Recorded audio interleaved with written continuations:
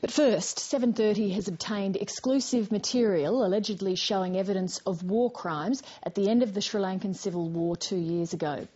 The photos and video are believed to come from the mobile phone of a Sri Lankan soldier and were apparently taken as trophy shots. The Civil War lasted 25 years and ended with the Sri Lankan government declaring victory over the separatist Tamil Tigers. Momentum's now building for a war crimes case led by the International Commission of Jurists relating to the way that conflict ended. Sarah Dingle reports, and a warning that viewers may find some of the images in this story distressing.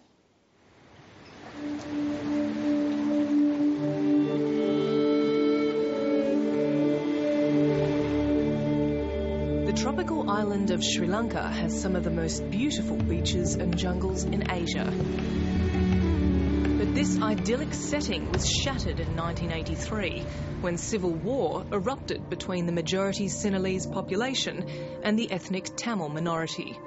In late 2008, this came to a head with the Sri Lankan army trapping the Tamil Tigers, also known as the LTTE, into a shrinking area in the northeast, known to some as the Cage, along with more than 300,000 civilians. The problem was not that the army of Sri Lanka had decided to regain its sovereign territory and to take on the Tamil Tigers, whose brutality was a matter of record. The problem was the manner in which they carried out the final phase of the war and the sheer number, the sheer proportion of civilians who were killed during these final assaults. Australian Gordon Weiss was the UN's spokesman in Sri Lanka. One of his colleagues led the UN's last food convoy into the Cage, where it became trapped amid government shelling. He saw the bodies of a family with whom he'd been talking the previous night. He saw the corpse of a baby up in the tree. He saw the corpses of other people smouldering.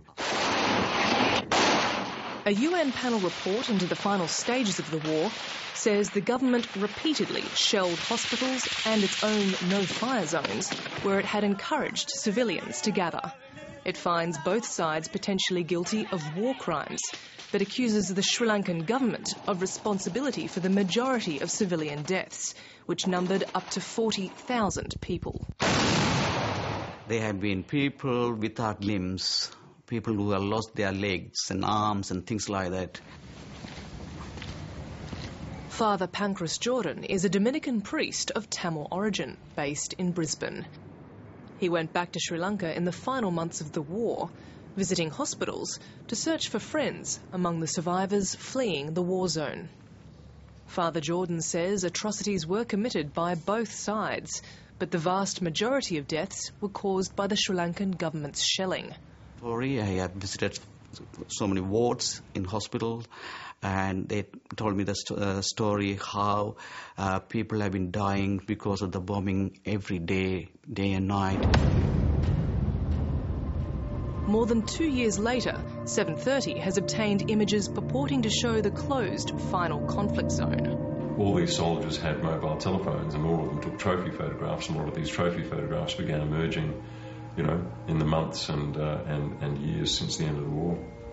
And do photos such as these warrant investigation? To your mind, are they proof of war crimes? To my mind, they are strongly indicative of war crimes having taken place. The hundreds of photos 7:30 has obtained came from a former driver for the International Red Cross, who says they were taken from the mobile phone of a Sri Lankan soldier. Many are too distressing to be shown, as they depict the shattered bodies of men, women and children.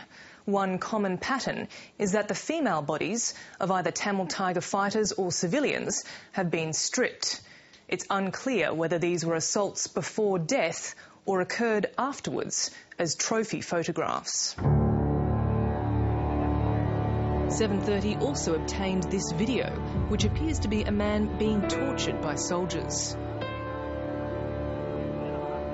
In what appear to be later photos, he is shown apparently dead in a ditch covered in blood. There is enough there to make a decision to hold a war crimes tribunal now. Then you'll see this, which is that same truck, and bodies. But the Australian president of the International Commission of Jurists, John Dowd, has been painstakingly building his own collection of evidence of potential war crimes for months.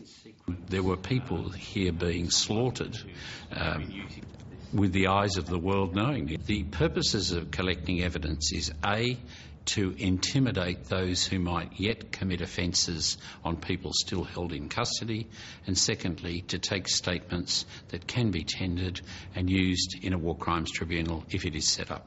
Given the situation that the LTT was putting its weapons very near these hospitals and firing at us from them, you can hardly expect the government not to fire back when they were being attacked. During the final stages of the war, Sri Lankan MP Professor Rajiva Wijesinghe was part of the Secretariat organising the peace process. 7:30 asked Professor Wijesinghe for his response to some of the material. Well, it's very difficult to investigate photographs without any date or time. I mean, they were of someone who seemed as though he was being tortured. And that, I think, if we had any date or time attached to it, we should look at it. I did notice in that some of the pictures, the people around him were wearing rubber slippers, and I would wonder if those were military people. Professor Wijesinghe estimates the number of civilians killed in the final months of the war was between 2,000 and 3,000. He says the Tamil Tigers, or the LTTE, were responsible for many of these deaths. That there were several levels of civilians who were killed. Some of them were put deliberately in the way of the forces by the LTT. But then there were the people conscripted. I mean, don't forget that right through the LTT was conscripting one person per family. The UN report calls for an immediate Sri Lankan government war crimes investigation and also an independent international inquiry. Despite no action, John Dowd says the International Commission of Jurists will submit a case for a war crimes tribunal to the UN. Sri Lanka is a rogue state in that it has for decades suppressed adverse news.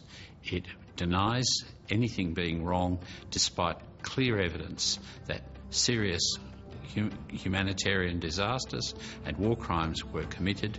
The world should see that those crimes are brought to justice. One of the biggest problems Sri Lanka faces is to try to understand why we are being persecuted for having got rid of one of the most dangerous terrorists in the world, why we are being persecuted for having rescued 300,000 people who are being held as hostages.